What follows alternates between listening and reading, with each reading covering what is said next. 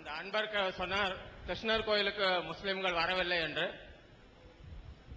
இஸ்லாம் ஒரு இனிய மார்க்கம் என்பதில் எல்லளவும் சந்தேகமில்லை. நான் துபாயில் 23 வருடங்கள் பல நாட்டு நல்ல உள்ளம் கொண்ட முஸ்லிம்களுடன் வாழ்ந்து வந்த காரணத்தால் எனக்கு ஓரளவுக்கு இதில் நல்ல ஒரு இது உண்டு.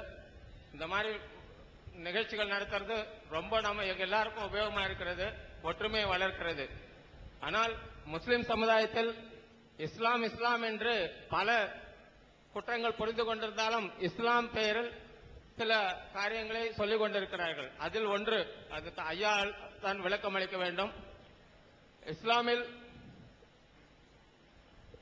நபிகள் நாயகத்துக்கு முன்பு பல 100 இறை தூதர்கள் இருந்தார்கள் என்று சொல்லப்படுகிறதாக கூறப்படுகிறது. ஈவன் என் பாகிஸ்தான் நண்பர்கள் சொல்லியிருக்கிறார்கள், கூட வேலை செய்தவர்கள்.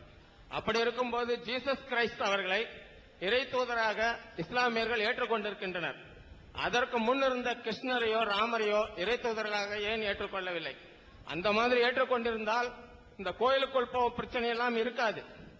அதே மாதிரி வந்தே மாதரம் சொல்லக்கூடாது, அது எங்கள் இஸ்லாமுக்கு இல்லை என்று பூனா நகரத்திலும் மற்ற வடநாட்டிலும் குழந்தைகளுடைய மனசையும் விஷத்தை விதித்தார்கள். கடைசியில் அந்த வந்தே மாதரத்தை பாடியவர் AR ரஹ்மான் தான் டியூன் போட்டவர். இப்பொழுது உலகம் முழுவதும் மத்திய துபாய் நாட்டிலும் ஈவன் பாகிஸ்தானில் கேட்கும் இந்த டியூனை குழந்தைகள் எப்படி, எங்கள் குழந்தைகள் துபாயில் அல்லாஹ் அக்பர் என்னும் போது 1.5-2 நிமிஷத்தில் 2 வயதில் 1.5-2 வயது உள்ள குழந்தைகளும் அல்லாஹ் அக்பர் நாங்களெல்லாம் மகிழ்ச்சி அடைவோம். ஓ, அது நம்ம மதம் இல்லை, சொல்லாதே, அது நம்ம கடவுள் இல்லை என்று 99% இந்துக்கள் நாங்கள் சொன்னதில்லை, அகமகிழ்வோம். அதே மாதிரி வந்தே மாதரம் என்றதை அகமகிழ்வதால் இஸ்லாமியனுடைய கோட்பாடுகளிலிருந்து தள்ளி போய்விடும் என்று நான் நினைக்கவில்லை. அதேபோல் பல கோயில்கள் இடிக்கப்பட்டும் பாகிஸ்தானில் அதை துக்க தினமாக இங்கு கருப்பு தினமாக நாம் கொண்டாடுவதில்லை. தயவு செய்து ஐயா அவர்கள் தமிழ்நாட்டில் மட்டுமின்றி அகில இந்தியாவில் டிசம்பர் 6ஆம் தேதியை இனி அது ஒரு வெட்கப்பட வேண்டிய செயல். அது உங்களுக்கே தெரியும், எல்லா இந்துக்களும் 99% இந்துக்கள் அதை வெறுக்கிறார்கள், அதை இடிக்கப்பட்ட சம்பவத்தை. அதை நினைவுபடுத்தி குழந்தைகளையும் பெண்களும் ஊர்வலம் போகும்போது அந்த சமயத்தில் பிறக்காத 92 பிறக்காத குழந்தைகளும் அந்த ஊர்வலத்தில் போகும்போது என் மனம் புண்படுகிறது. ஐயா அவர்கள் இதில் முயற்சி செய்து இனி வரும் வருடங்களில் அந்த தினத்தை கருப்பு தினமாக கொண்டாடி பிரிவினையும் துவேஷத்தையும் வளர்க்கக்கூடாது என்று தயவு செய்து கேட்டுக் கொள்கிறேன். ஒரே ஒரு அறிவிப்பு செஞ்சிடறேன். ஏன்னா அடுத்து ஒட்டின்னு ஒவ்வொரு கேள்வி வந்துடும். அதனால இது ஒட்டி கேள்வி எதுவுமே கிடையாதுங்க, தயவு செய்து. ஏன்னா இருக்கிறவங்க அத்தனை ஒரு 15 பேர் இருக்காங்க. சரி, ஐயா ஃபர்ஸ்ட் என்ன சொல்றாங்கன்னு கேட்டா, வந்தே மாதரம் அப்படின்னு சொல்ல ஒரு சுலோகம் இருக்கு. இதை இங்க உள்ள முஸ்லீம்கள் சொல்ல மாட்டேங்கிறாங்க, சொல்லக்கூடாதுங்கிறாங்க. அது AR ரஹ்மான் முஸ்லீம் தான் டியூன் போட்டிருக்காரு. அப்படி இருக்கும் பொழுது அதை ஏன் மறுக்கணு, அதை சொல்லிட்டு போயிடலாமே அப்படிங்கிறாங்க. சொல்லிட்டு போறதை பத்தி ஒண்ணும் கிடையாதுங்க. வந்தே மாதரமுக்கு என்ன அர்த்தம்? வந்தே மாதரம் சொன்னா அதனுடைய பொருள் என்ன அப்படின்னு சொன்னா, அந்த மண் இருக்குல்ல, மண்ணை நாங்க வணங்குகிறோம், தாய் மண்ணே வணக்கம், அதுக்கு அர்த்தம். சுருக்கமா சொல்ல போனா அது அப்படி தாய் மண்ணே வணக்கம் அந்த டியூன் போட்ட ரகமான அப்படின்னு சொல்லிவிட்டார், வழங்குதா? அப்ப தாய் மண்ணே வணக்கம் சொல்லி அப்படி அந்த அர்த்தம் அதுல இருக்குது. முஸ்லிம்களுடைய நம்பிக்கை எப்படி நாங்க எப்படி சொல்றோம் கேட்டா, தேசபக்தி என்பது இந்த மண்ணை வணங்குறதுல இல்ல. மண்ணை நேசிக்கணும், மண்ணை காப்பாற்றணும். அடுத்தவன் எடுக்க வந்தான்னு சொன்னா ஒரு ஜான் இடமா இருந்தாலும் விட்டு கொடுக்காம உயிரை கொடுத்து போராடி தக்க வைக்கணும், அது தேசபக்தி. ஆனால் முஸ்லிம்கள் ஒரு காலத்திலையும் மண்ணையோ கல்லையோ வேற எதையுமோ வணங்க கூடாதுன்னு இருக்குது. அப்ப வணங்குன்னு சொல்லணும், நீங்க எங்களை சொல்றீங்க தாய் மண்ணை நேசிக்கணும்னு சொல்லுங்க, அது நியாயம். வணங்குன்னு சொல்லி நீங்கள் வணங்கக்கூடிய ஒன்றை நீங்கள் எங்கள் மீதோ, நாங்கள் வணங்கக்கூடிய ஒன்றை நாங்கள் உங்கள் மீது திணிக்க கூடாது. எப்ப நேசம் வரும் சொன்னா மனித நேயம், நீங்க வழிபாடா நினைக்கிறீங்கல்ல, உதாரணமா நீங்க முருக கடவுளை வணங்குறீங்க, வணங்கலாம். நானும் வணங்கணும் நீங்க என்ன சொல்லக்கூடாது, நீங்க வணங்கலாம். நான் அல்லாஹ் வணங்குறேன், நீனும் அல்லாஹ்வை தான் வணங்கணும் நான் உங்களை சொல்லக்கூடாது. அப்ப நம்ம எப்படி நமக்குள்ள ஒரு அட்ஜஸ்ட்மெண்ட் இருந்தா ஒற்றுமை நீடிக்கும் கேட்டா, ஒரு மதத்தவர்களுடைய வணக்க முறைகளை வழிபாட்டு முறைகளை இன்னொரு மதத்தவர்களுக்கு திணிக்க கூடாது. மத வழிபாட்டை வந்து தேசபக்திங்கிற பேர்ல சொல்லவும் கூடாது.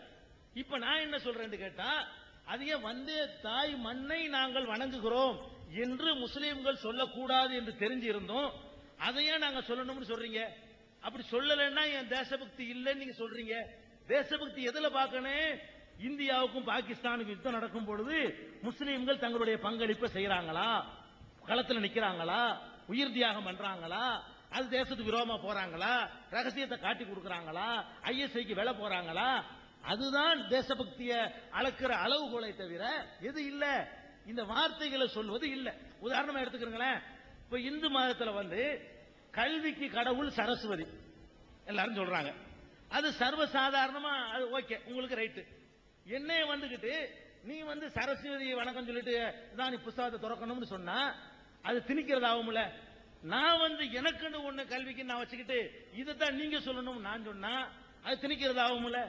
ஒரு மதத்துக்காரங்க மத நம்பிக்கைய தேசபக்திங்கிற பேர்ல இன்னொருத்தங்க மேல திணிக்க வேணாமே. இந்த வந்தே மாதரம் சொல்றதையும் அளவுகோலாக்குறீங்க. வந்தே மாதரம் சொல்வது தேசபக்திக்கு அளவுகோல் என்று ஏன் நீங்க ஆக்குறீங்க? ஒரு ஜனகணமான தேசபக்தி பாடல் இருக்குது, அதை வந்து எல்லாரும் தான் சொல்லிக்கிட்டு இருக்கிறோம். ஏன் அதை சொல்றோம்?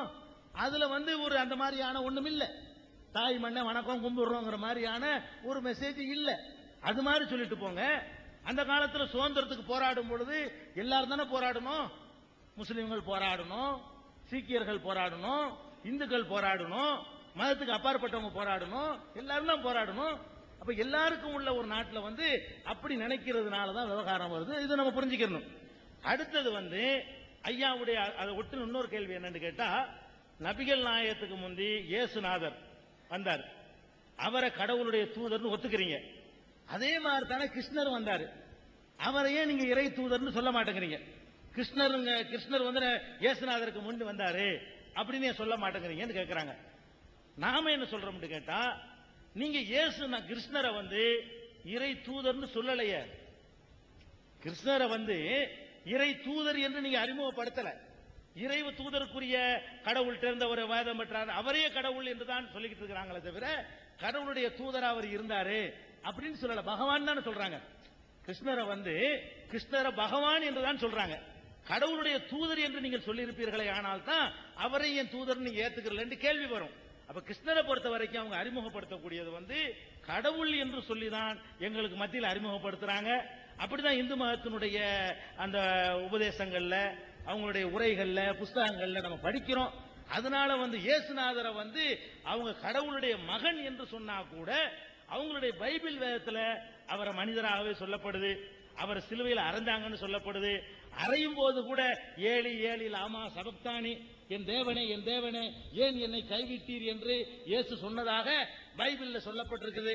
அந்த மாதிரி அறிமுகப்படுத்தி இருந்தால் இந்த மாதிரி நம்ம கேட்கலாம். அதான் உள்ள விஷயம். வேற காழ்ப்புணர்ச்சிக்காக வேண்டி சிலதை ஒதுக்குறது இல்ல. ரஹ்மான் சொன்னதுனால எல்லாம் ஒரு தவறு வந்து சரியானது ஆகிறாரு. அது நம்ம நினைக்கணும்.